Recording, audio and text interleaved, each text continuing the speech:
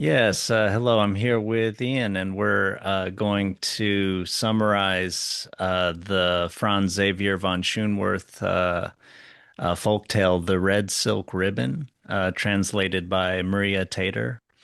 Um, yeah, I wanted to. I like that you turned me on to this book, Ian. I hadn't known of von Schönwerth before this. But it's kind of I wanted to note that her his stories and also her English translation of his stories are kind of supposed to be unedited, kind of non-softened translations. They maybe have more violence and they're sort of less sort of appropriate for children than like some stories, like some collections like the Grimm Brothers story. So I don't these aren't nearly as well known as the Grimm brothers and maybe some other folk tales, but I like these and I think they're they're interesting. They have a lot of stuff in them. Yeah, yeah, I like them too. There's a lot of flavor. I found the book. Um, I found the book in Powell's here in Portland. Is a famous bookstore. Just in their, fairy mythology folktale section, and I was going to ignore it, and then it says newly discovered fairy tales is sort of the subtitle, and I was like, well, how do you have newly discovered stuff from centuries ago? And it turns out they found a box of his work in, let's see, in the 18 no, he was working in the 1850s, and they found a box of his work in a municipal archive in Germany only a few years ago from the publishing of this book. So it's pretty cool that it's this like lost trove of tales that have resurrected themselves for our times. Yeah, yeah, I like that too. I mean, that's the advantage of writing is that, from the mouths of the people he collected it from, he wrote it down and then it was lost and we found them because they were written down. Yeah, yeah, So this is from another person in this one from mythology who had big problems with the sea, and we kind of thought we'd read this little summoning of the Muse from Homer for Odysseus.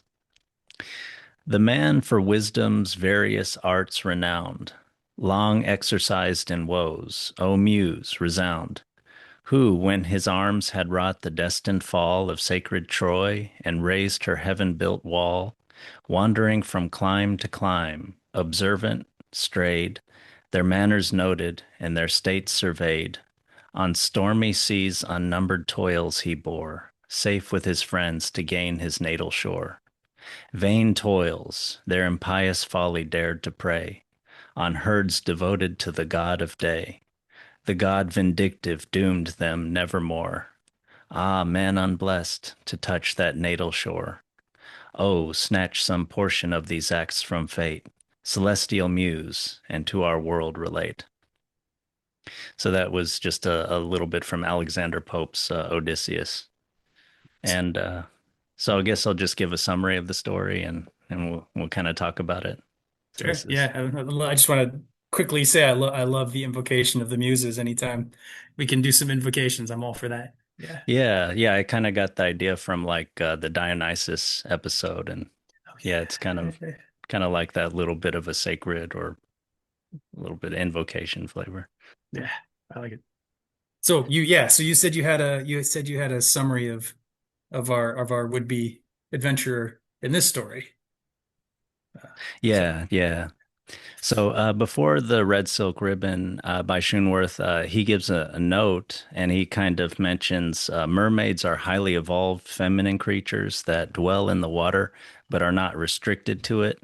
They long for the love of handsome men and draw them down into their world and thrive on the vitality of humans. So the story goes like this. There's a fisherman that's employed by a count that paid him well for how big his catches were.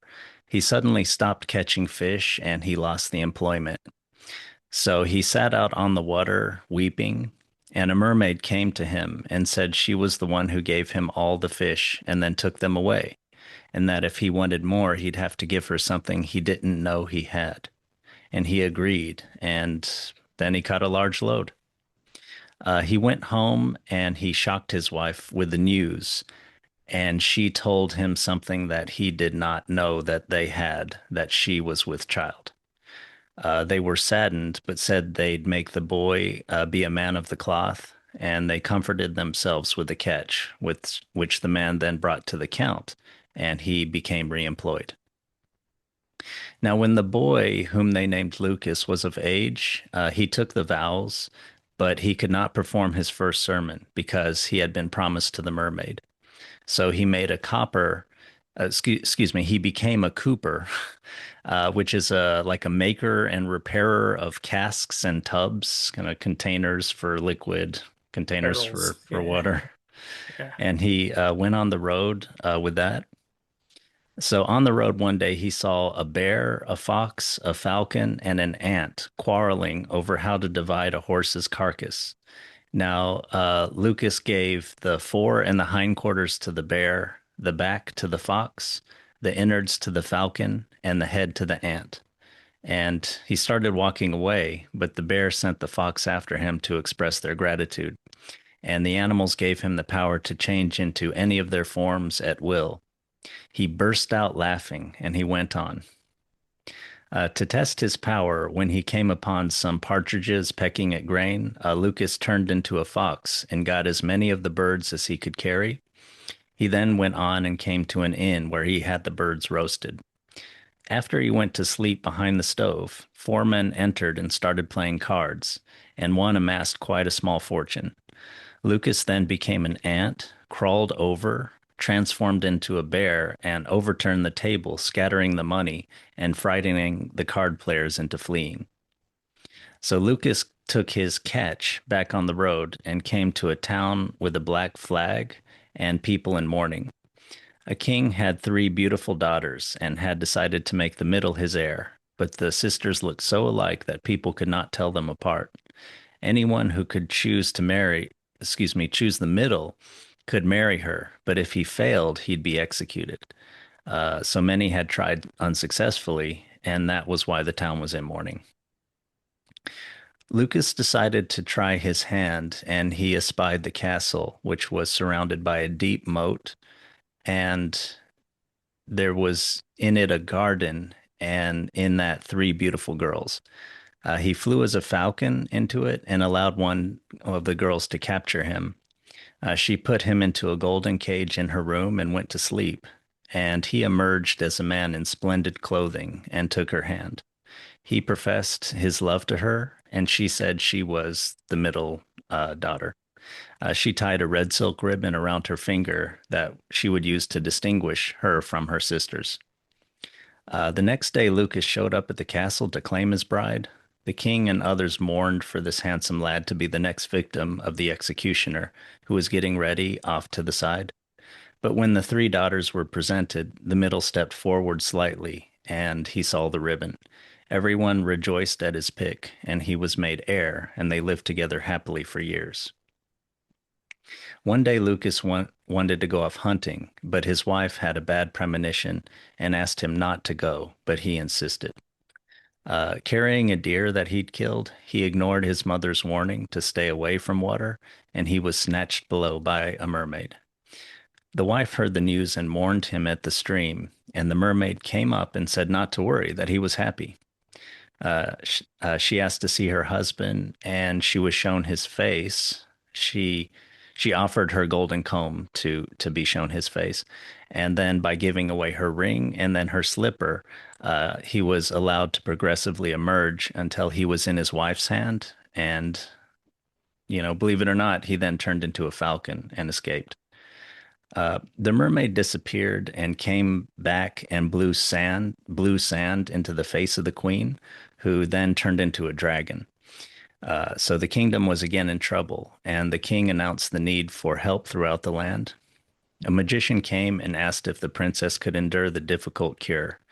So they procured three ovens of progressive heat and she was put into one, which she then emerged from with soft skin. And then with the second oven, she split out of that skin. And then with the third oven, she was naked as herself. And each time between the ovens, she was cooled with water. Lucas threw his cape on her, and they lived happily ever after, now that the mermaid no longer had claim to them. So that was the Red Silk Ribbon by Schönwerth. Yeah. Yeah, definitely a wandering tale. I mean, it's not quite as intense as Odysseus, but it definitely um you would think it would stop when they were married, with the Yeah. happily ever after, but it hasn't resolved the mermaid thing, so that has to come through. Yeah, that's right. Yeah, they made a deal. I mean, or his father made a deal with the mermaid, so can't just Yeah. renege on that. Yeah, yeah, yeah. Although that is an interesting place to start. But before we dive in, did you have anything you wanted to say about sort of overall or up front? Not really. Yeah. Do you want to just go through the tale just kind of from the beginning and kind of talk about it from there? Yeah, I have some comparisons and of course, different thoughts, but yeah, yeah. We'll see where it goes. Well, you were saying the deal with the mermaid, and that was one of the first things that sort of caught my attention was you have because my first read through, I was like, oh man, they make a deal with this mermaid, and then they immediately decide to like renege on it. Like they're like, well, whatever, we'll just baptize the kid and then the mermaid can't touch him. But we'll still take the fish. We'll still be very happy about the result, her side of the bargain, but we have yeah. no intention of honoring her. But then on the second time reading through, I noticed that the mermaid says, oh, I was the one that was sending you all the fish, and now I'm not sending you the fish. And if you want the fish, you have to give me the thing you don't know you have. So Yeah. she's already sort of playing badly. Like she's not playing fairly there. She's like, well, I want a thing, so I'm going to I've been giving you something. It's almost like the stereotypical like the drug dealer who gives you your first tries free. Like here's some stuff that makes your life really good. But as soon as I take it away, then you're suffering, and now you're going to give me something. So it's very manipulative. And we have seen some manipulative mermaids in the past. Animala, I think was a pretty good example. And I'm sure there's some other ones. But I don't know. I don't know. I was thinking of that as this sort of your when when if you go back in human history to a time when people had more of an animistic belief, the spirits of the waters and the spirits of the fish and all that, you would propitiate, you would ask the spirits to support you. And if something went bad, then you would have to like make amends. You'd have to make some kind of a offering or some kind of you'd give to receive, and there was a reciprocity there. And you see that same kind of pattern with the fisherman in that he's doing well and he's able to turn he goes to nature, he gets something, he gathers it, he brings it in, he brings it to account, some sort of worldly authority, and he gets paid for it. He's employed, and so that he's taking from nature's bounty and he's receiving employment for what he gets from nature. And then nature kind of takes it away. And in order to get it back, he has to make a deal with these sort of nature spirits. But then there's this expectation that he can break that deal by appealing to the higher authority of the church. Mm. By getting the child. If the child is baptized, then the mermaid can't take him. Hmm. Although we find out that's not entirely true later in the story. Mm. But it seems to work well enough that the mermaid doesn't take him when he's a child. Hmm. And it feels like manipulation and counter manipulation and bad faith dealing on both sides. And I don't know. It's an interesting way to start the tale. Yeah, yeah, it's sort of like world power negotiations or something like that where it's not negotiations between two businesses that are of sort of equal power in like a stable law abiding with strong laws society. It's more sort of, I think of it sort of like great power negotiations or something. It's sort of, there's negotiations, there's agreements, but there's also a larger kind of context of a physical reality. Mhm. Mhm. I thought, yeah, you could, yeah, it's kind of, yeah, what she does is manipulation, the mermaid.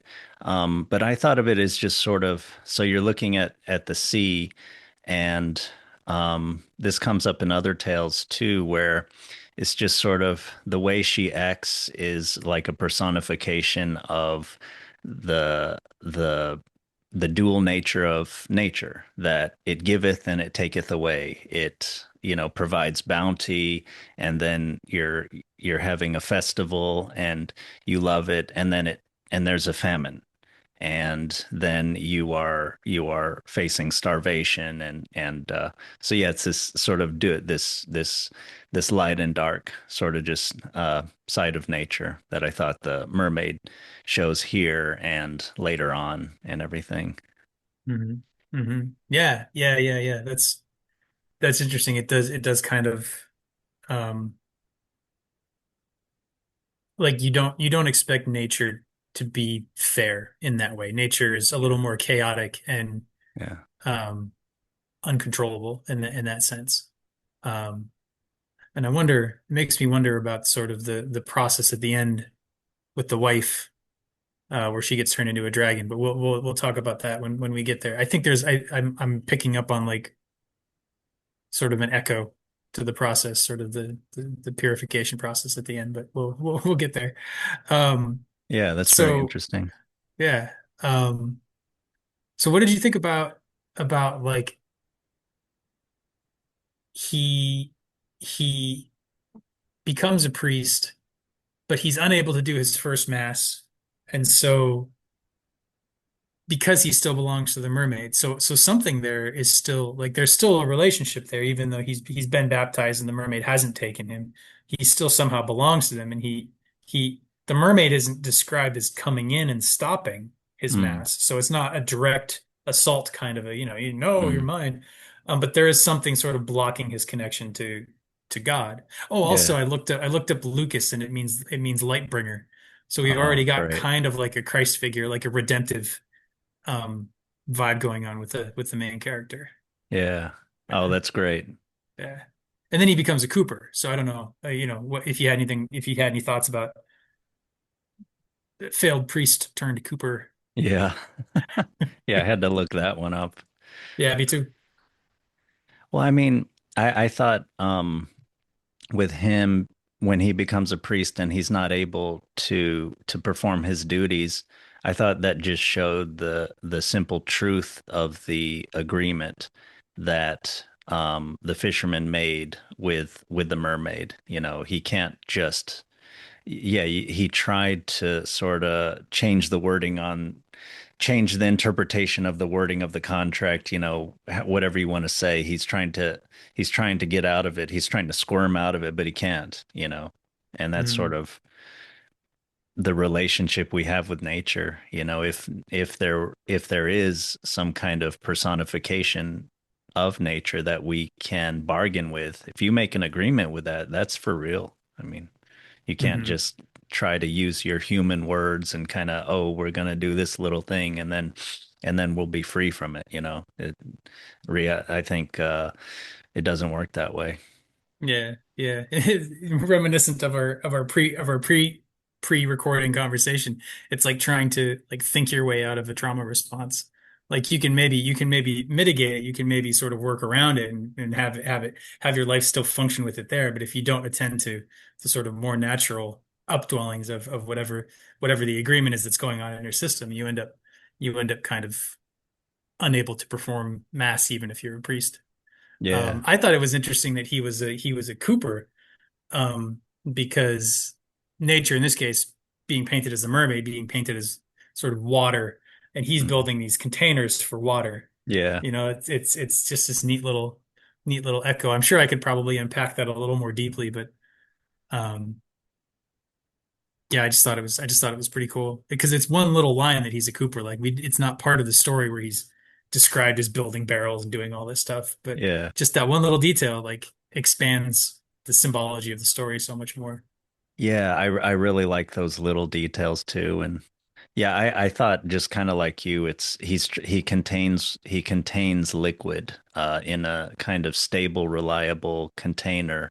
He's able to make a living from that. He travels around sort of helping people sort of master nature in some way to the use of human beings. So seems natural that he would kind of have that relation. He would have a relationship to nature, and it would be trying to master it in some way, especially Hmm. since it has such a heavy hand over his whole destiny.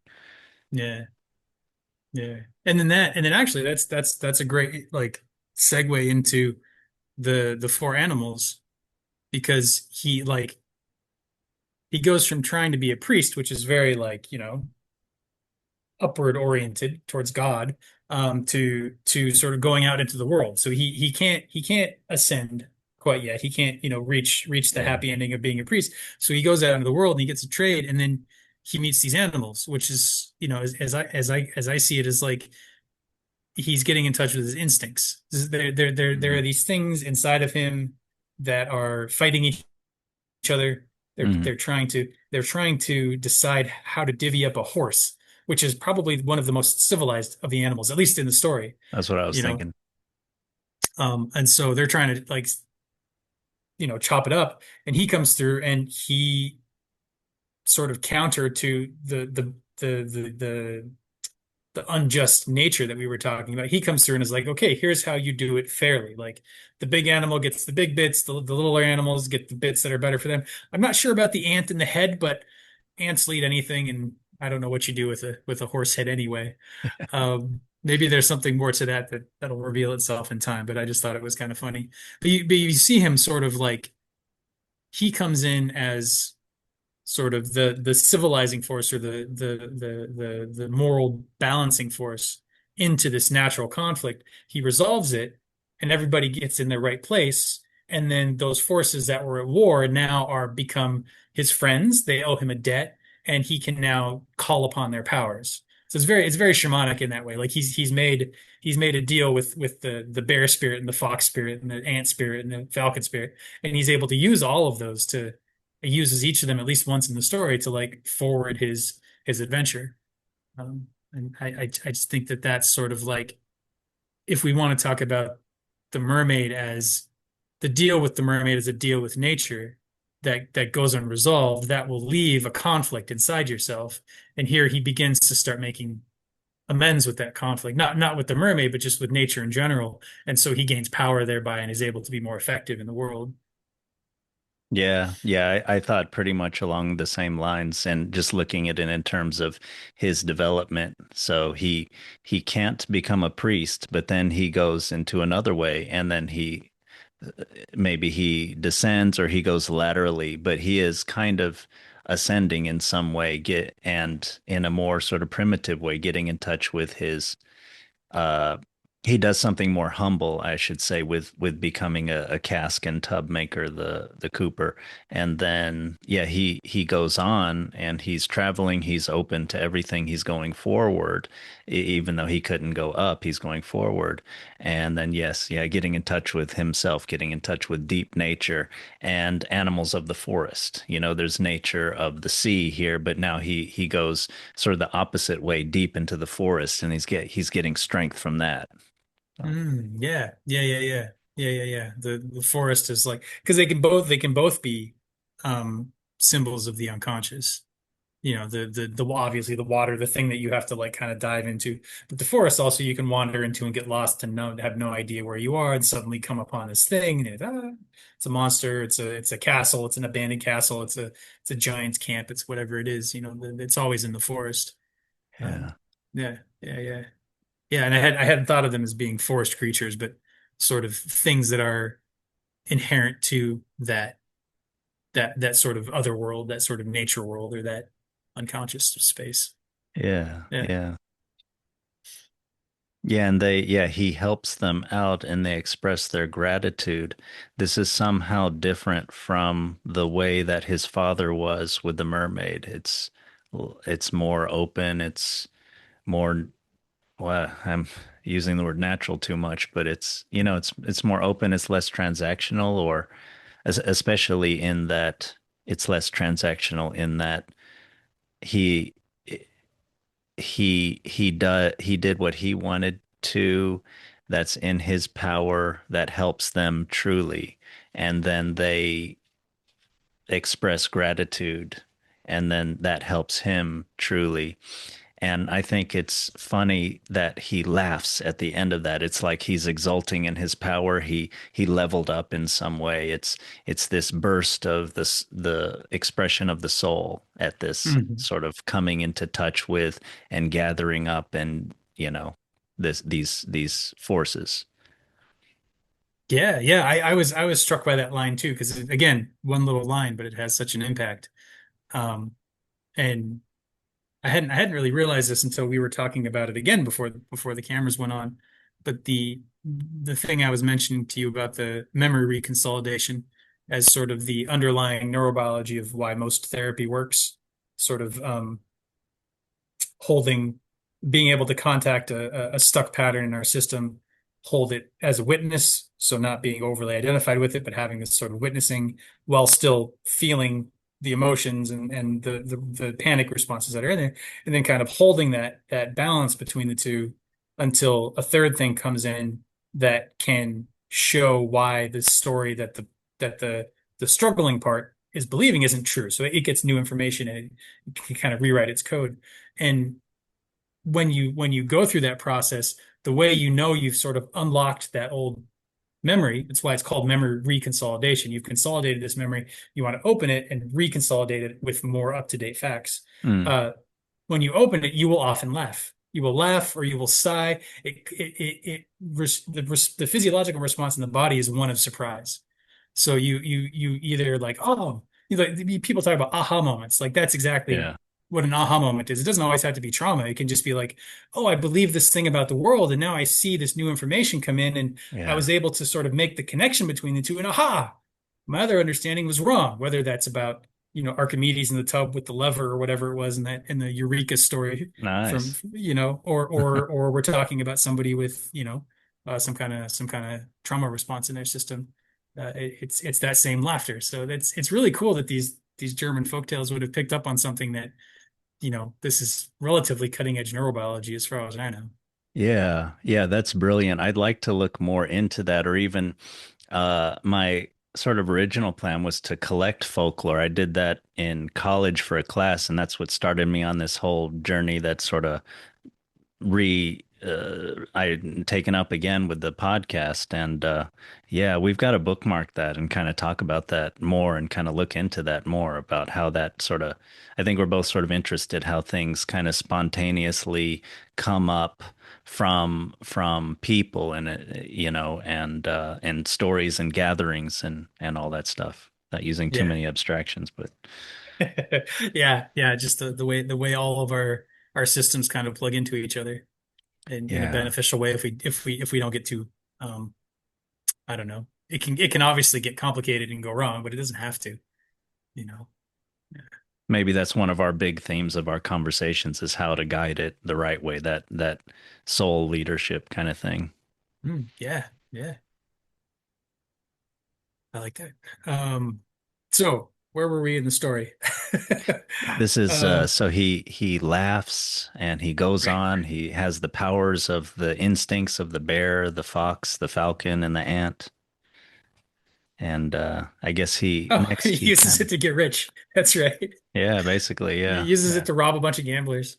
yeah, yeah. Well, maybe we can say they didn't need it or something. That's why they were gambling. I don't know, but Yeah, I don't know. I mean, I think it's kind of to me, it's kind of a heartwarming story in that here's this kid who is sort of out wandering in the world on his own, and he manages to sort of make friends with these animal spirits, these animal natures, whatever you want to call it.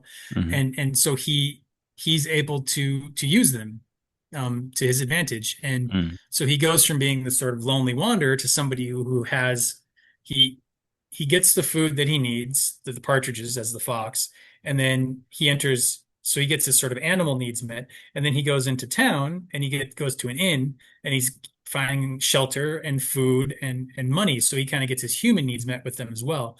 And so you can see it as sort of like his way of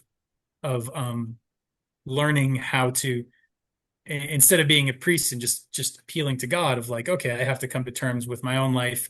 Okay, I come to terms with these animals. Now they're sort of on my side. How do I use them? Okay, now I can take care of myself on this level. Now I can take care of myself on this level. And he sort of has cleaned up his life to the point where like he could just do that and be a successful human the rest of his life in different ways. He Hmm. clearly shows his skill and his talent. But what he does next is goes and like tries to find a wife, tries to better his station in life, Hmm. um, move into sort of the noble, the atmosphere of the nobility, which Hmm. I think in fairy tales at least you would see that as just sort of a higher station. I don't know if it's necessarily meant to always be like you're going to be rich and famous. I think it's a little more symbolic of like searching for higher things than just survival. So Yeah, yeah, I agree. Yeah, and becoming an heir to the throne, he's sort of in a protected place, and after having gained at least some wiliness and I think some prudence and wisdom in life, then he can kind of benefit others and kind of be part of a whole society. Like you were saying, he started off kind of hounded by nature, rejected, but at least surviving, and then goes on and sort of develops and then sort of becomes some kind of leader through his keen sight and through being able, like Odysseus, to be wily to change forms.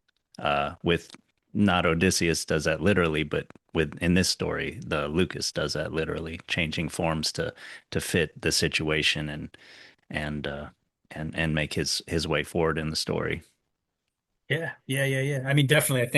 I think Odysseus certainly shows signs of shape-shifting, if not literal animal transformations. He is wily. He is described as wily again and again. So I think that's spot on. Yeah. Yeah. Yeah.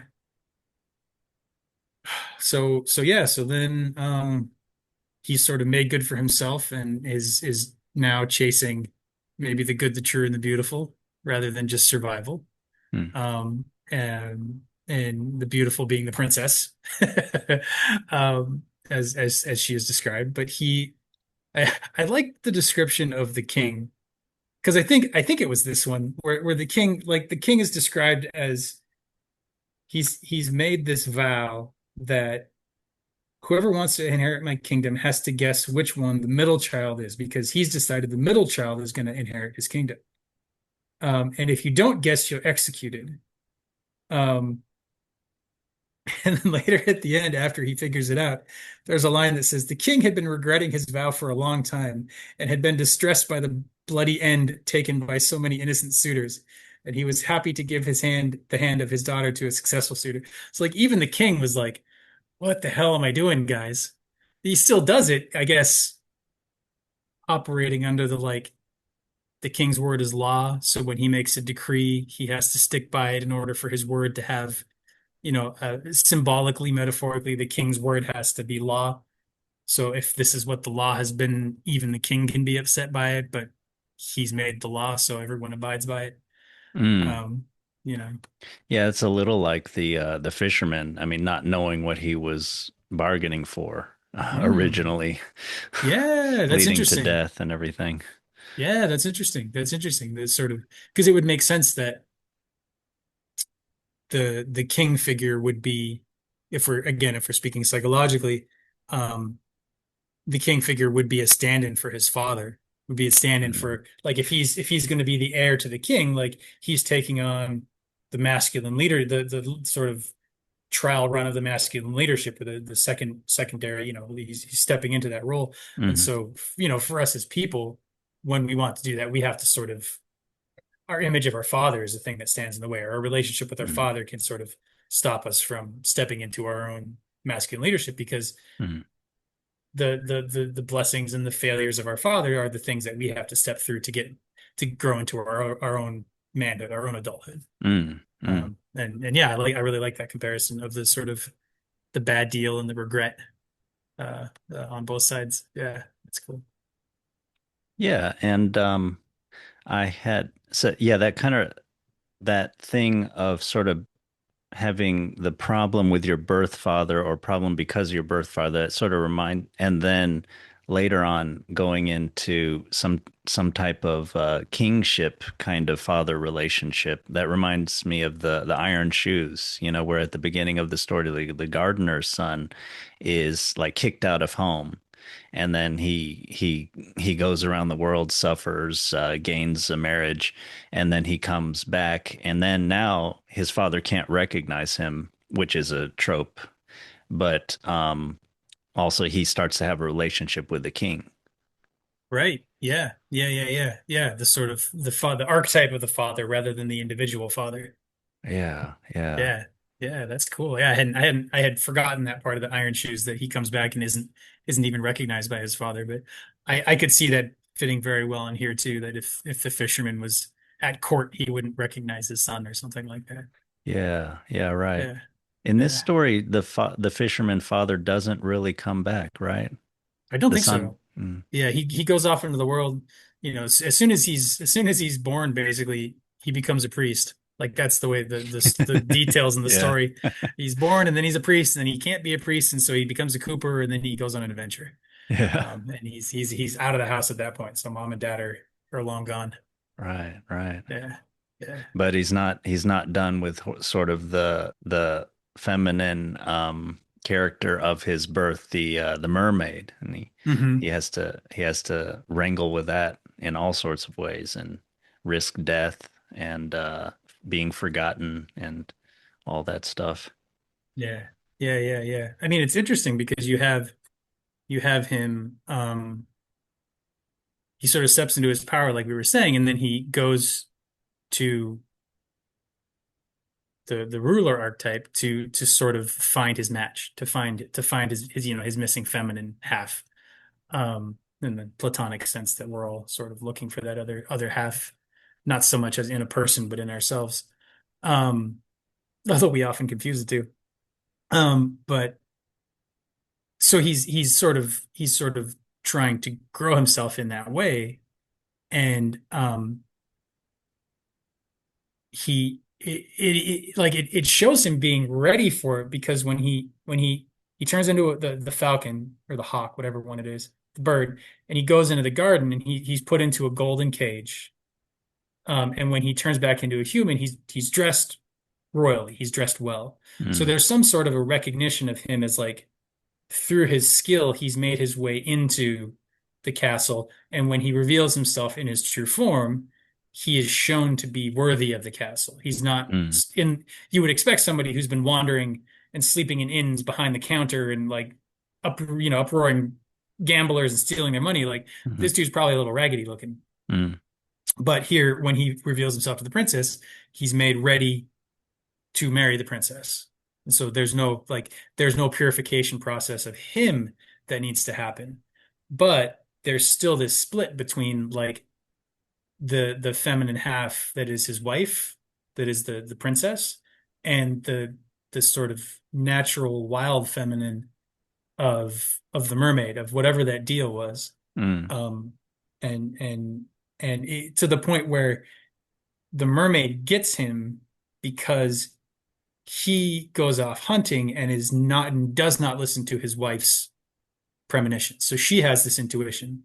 The feminine element has this intuition of mm, to be careful, and he says, "No, I'm going to go anyway." mm, Um, and then he's captured by the sort of the mermaid, the sort of I guess the chthonic feminine, the darker under mm, nature, kind of drags him down mm, under the water. So he's lost under the water, but the bargain is the contract that the father made is now fulfilled, which is mhm, interesting. So it doesn't necessarily mean that what he did was wrong because in the end they say they were they now that they're free of the mermaid contract, the curse or whatever, they're able to go, they can finally get their happily ever after. So he couldn't get it from the church. He couldn't even get it getting married to the princess. He had to at least partially fulfill that contract. He had to connect in some way with this part under the water that he owed a debt to. Yeah. Even if his wife was telling him, no, no, don't go, it's going to be dangerous. Like he still had to kind of go. I mean, we don't hear much about it, but that sounds like a very Joseph Campbell hero's journey into the underworld kind of a thing. And you come back and you've got the boon for your society, or in the very least, you're freed of your curse. Yeah, I agree. And also, when he goes off before he's captured by the mermaid in the stream, he also ignores his mother's warning to lifelong warning, which happens in other stories too that are like this. She warns the child not to go to where he's in danger of being captured by the mermaid. So he ignores his current feminine wife and also his past benevolent sort of safety feminine, the mother, to yeah, like you're saying, to go off into the hero's journey down into the depths and everything. And yeah, and then he does get captured. Yeah, that's interesting. I forgot about that line about his mom, but that makes a lot of sense because if you are like if you are getting in touch with the sort of buried parts of yourself, um, but as a man, if you're getting in touch with the feminine parts of yourself, like you're gonna have to kind of free them from the mother projection. Like you're gonna have to differentiate between the two of those things. Mm, Otherwise, you're just gonna constantly be looking for sort of mothering from your partner instead of being kind of equals, you know. mm, Um, and it's interesting because you see the princess be pretty wily too, in that she goes down and she's grieving, she's genuinely expressing her emotion, and the mm, mermaid comes out, and the mermaid is not um antagonistic to the princess. The mm. mermaid isn't like blaming her, isn't attacking her, anything like that. The mermaid just like, hey, don't worry, like your husband's fine. He's under the water, he's chilling, like I haven't eaten him, Yeah, whatever yeah, it she is. reassures her, and it's Yeah, a so conversation. there's a friendliness there. Um, and then the princess gives parts of herself to the mermaid.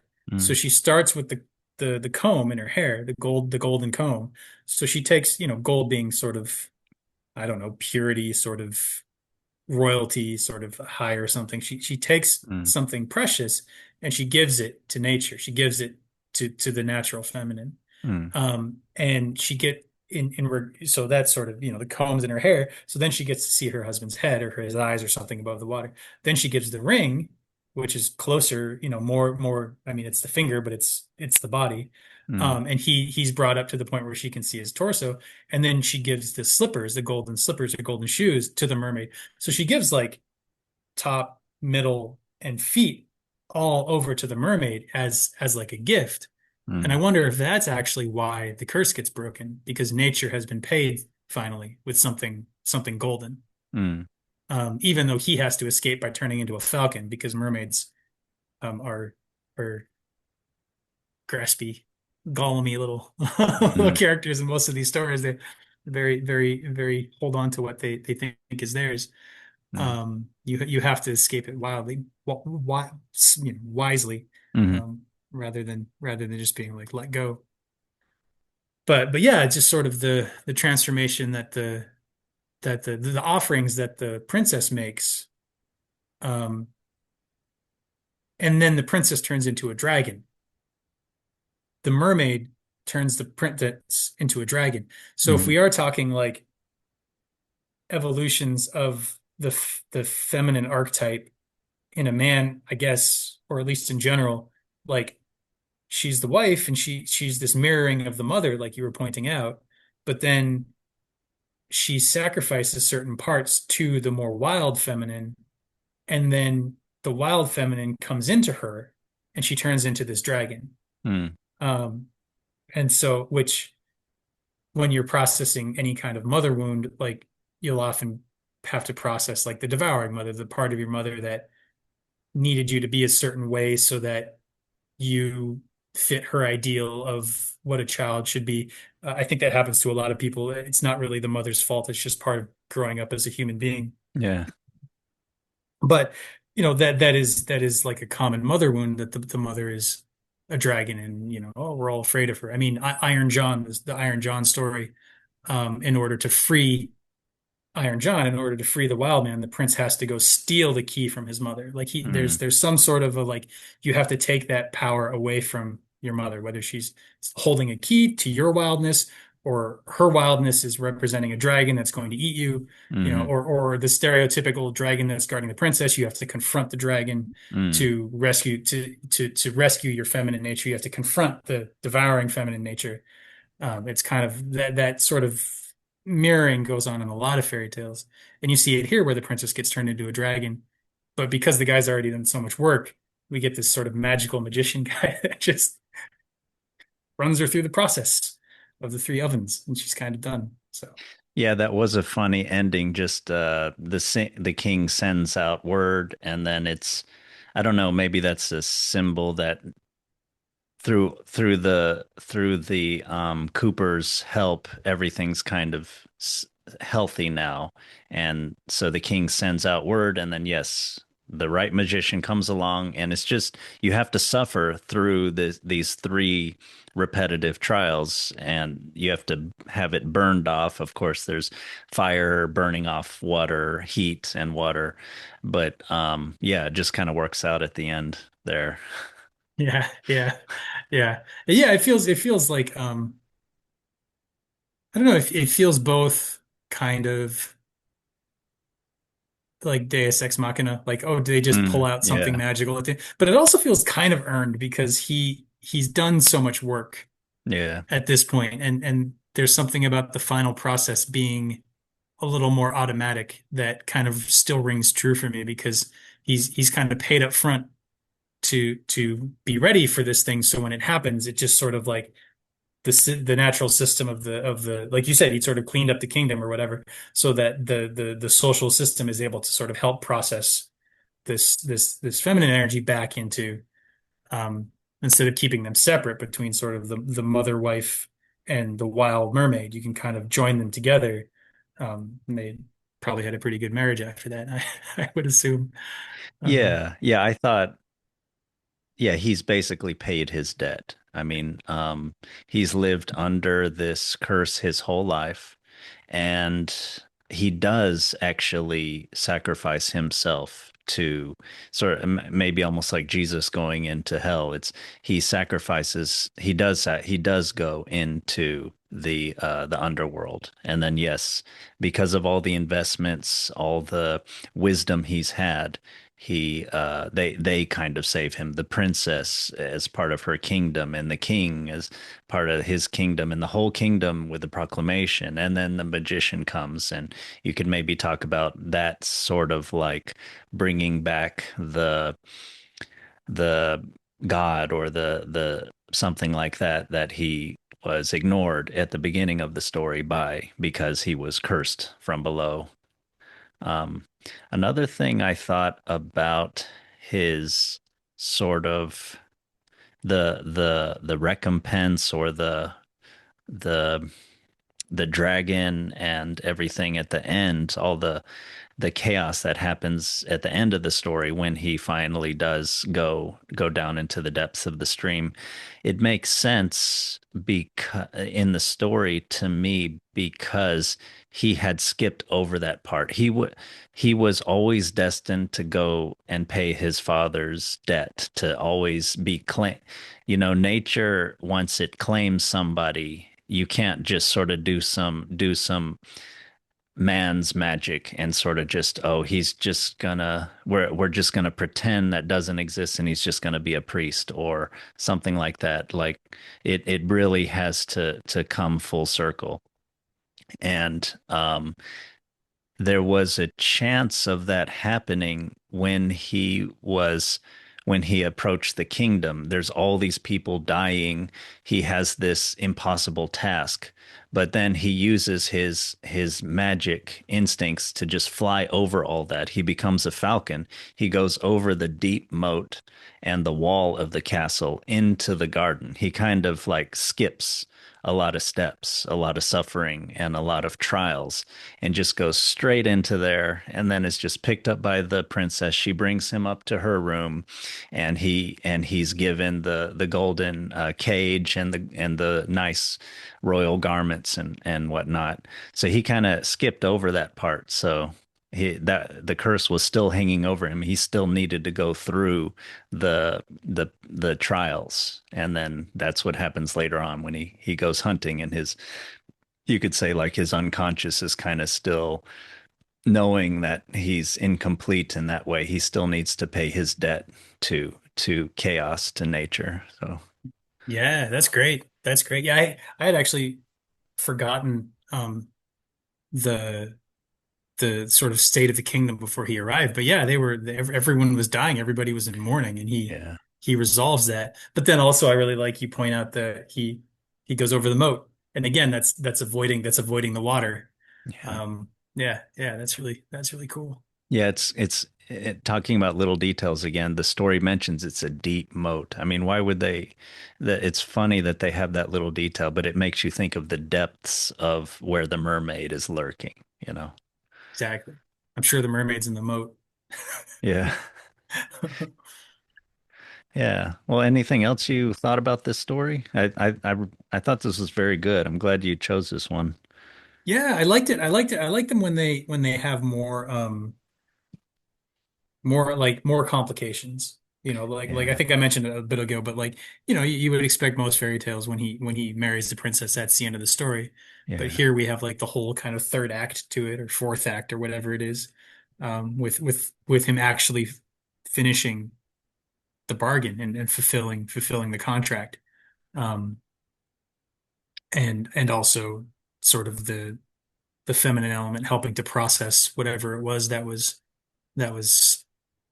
stuck there, sort of her turning into a dragon, sort of going through the alchemical heating and cooling and heating and cooling and heating and cooling, sort of stereotypical purification process, um, is I think really necessary for this story. So that was kind of why I picked it. It felt fuller and richer. Yeah. I don't know if I have Yeah. anything else to say about it though. Yeah, I agree with what you just said. I don't have anything else by way of interpretation to say, but I just wanted to mention that this is a lot like the story of the Grimm brothers story, The King of the Golden Mountain, Hmm. where the father is a merchant who sends ships off to sea, and then he loses everything, and then he has to make a bargain with this magical being that suddenly appears like a Mephistopheles or demon type character, and the little dwarf bargains with him to get the first thing that he sees when he comes home. And that's something that he doesn't know, but he agrees to thinking he does know. So when he comes home, his little boy like jumps into his arms or something like that. Little Hmm. reminiscent of King Midas kind of having his daughter jump up and he grabs her and she turns into gold in the myth. Yeah. Oh, wow. But Oh, yeah. that's crazy. I forgot about. Yeah, no, that's great. Did you have more to say? I don't want to, but Oh, yeah. not much. It's just that it's interesting to see these various parallels in other stories, similar types of interactions or forces, but taking different form. There being a dwarf instead of the merchant, excuse me, instead of the mermaid, in that other story, or it's involving the sea, but he's a merchant, but it's still bounty from the sea. It's that kind of idea. And I just wanted, without analyzing it, just wanted to point out that the King of the Golden Mountain, though, ends very, very differently. It sort of ends like the scorned princess in the Schonwerth tales, Hmm. where he ends up the son ends up kind of not being taken over by the unknowing sort of bad bargain that his father had made with nature, with the sea, or something like that. But he in this other tale, he ends up kind of becoming this tyrannical lord. Oh So very, wow. very different than this tale. Oh, that's fascinating. Yeah, I'll Yeah. have to check that out. Did you do that one with LL? I think I saw it Yeah. on the thread. Yeah, Yeah, we I'll have did a to little check it while out. ago. Nice, nice, nice. I'll have to check that one out. It reminds me also of the Handless Maiden. I don't know if you've I think that's a Grimm's Brothers story too. I've heard of it from Marion Woodman, the Jungian the student Jungian analyst, but it's same thing. The miller makes a deal with the devil for whatever it is that's behind the mill. And he thinks the devil means the old apple tree, but when he goes home, he finds out that's where his daughter was, and so the devil comes for the daughter, and can't take her because she's too pious, um, and then he has her hands chopped off so that she can't fight him off. But then her tears, because she's so pious, her tears are like holy water, and they wash down over her, and he still can't approach. And so at that point, he's the deal with the devil is done.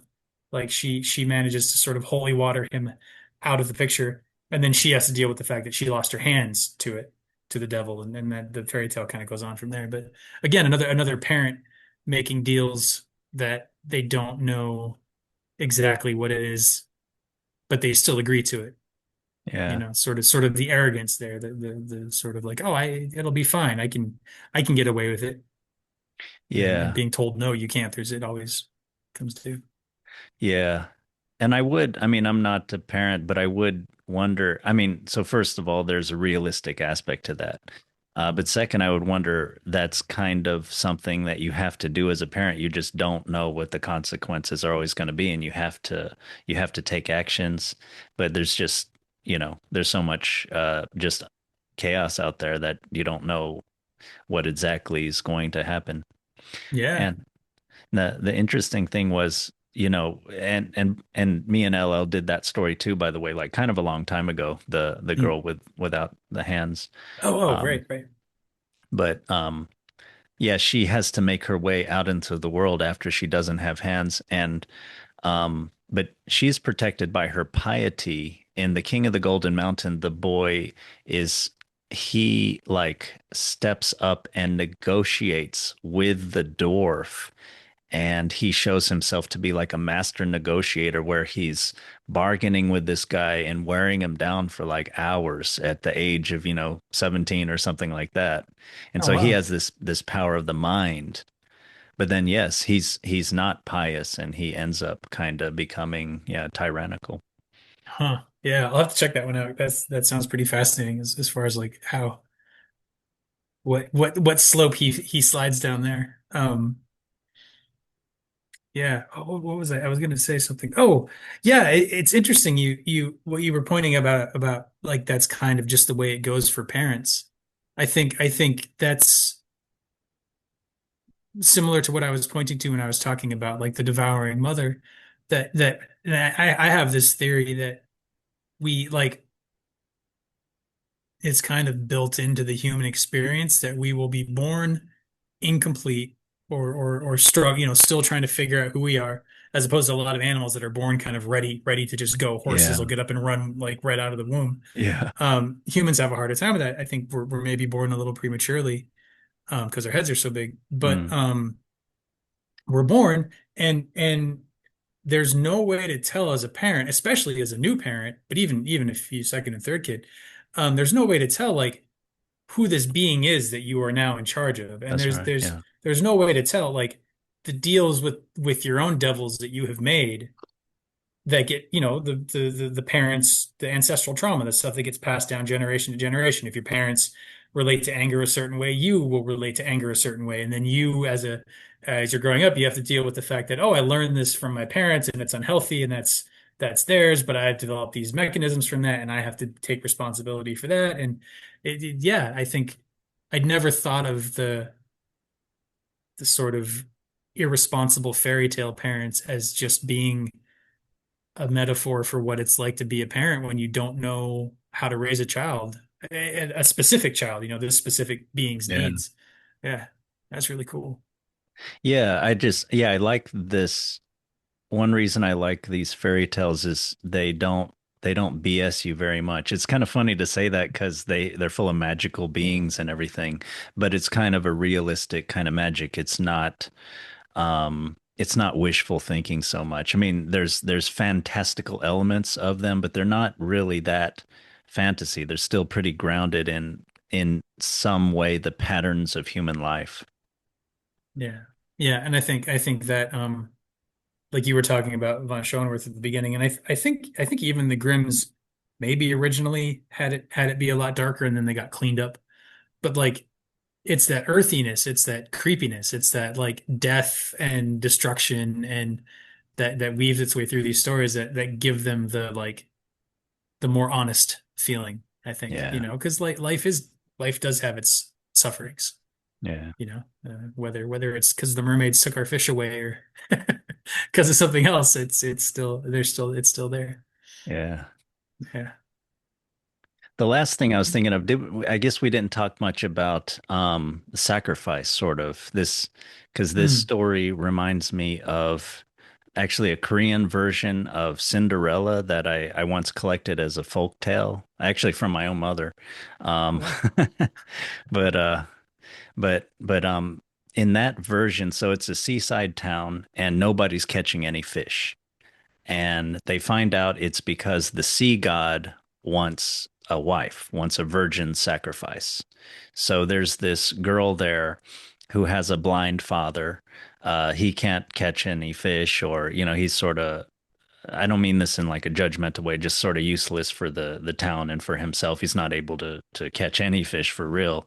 And she ends up being sacrificed to the sea god and living down there. And then of course the bounty comes back up. But we've sort of talked about it, this thing, the fisherman with the negotiation and everything. But there's also that aspect of just um, you really have to give something up in life. You have to offer something real in life, or at least in these stories. I don't know. We can talk about how realistic that is, but it seems to be something in human psychology, at least, that you have to give up something real. He has to, the fisherman thinks he's just going to give up some, not a big deal, but no, that's not how it works. You have to offer your child. You have to offer vitality to the nature. And based on Schönwerth's note at the beginning of the story, that seems to be in the nature of the mermaids themselves, that they look for handsome men. So they're trying to take the cream of the crop, the beautiful and the vital, and they live off of that. They're sort of like vampires or sort of like succubi that sort of maintain this beautiful vitality because of the what they sort of suck out of, what they sort of take out of humanity. Mm, Yeah. Yeah. Yeah. Yeah. Um, yeah, I like that. I like that idea of a sacrifice. I definitely think that that's something that's required. I don't know how much I like I mean, the fairy tale definitely depicts the mermaids that way of the sort of vampiric nature like you're talking about. But if we're talking about natural forces and having to pay for things up front, Mm, whether through suffering or something else, like I think there's got to be something genuine there that isn't vampiric. So sort of mm, painting the mermaids in this way feels a little um out of alignment with how I would want to relate to nature spirits myself, maybe if I mm, were to, to not that I know any mermaids or anything, but just that idea of like if there are forces greater than myself that I have to work with or that do require sacrifices from me, I I would want it to just be like an honest bargain, mm, like, okay, I'm willing to do this. This is what you need. This will work out. This will, you know, um, divvy up the horse properly so everybody's happy. Like, cool, I'll do that. That's great. And mm, then,